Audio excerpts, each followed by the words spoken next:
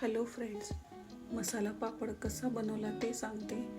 इथे मी पापड तळून न घेता तव्यावरती खरपूस असा भाजून घेतला आहे व एका प्लेटामध्ये काढून घेतला आहे. इथे बारीक चिरलेला टोमॅटो, कोथिंबीर, कांदा घेतलेला आहे. पापडवरती लाल तिखट टाकलेला आहे.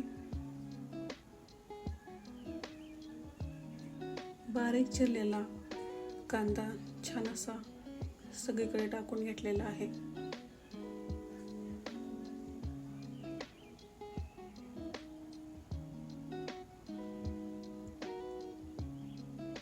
त्याचबरोबर टोमॅटो व कोथिंबीर हे पण व्यवस्थित असं पापडावरती टाकून घेतलेलं आहे.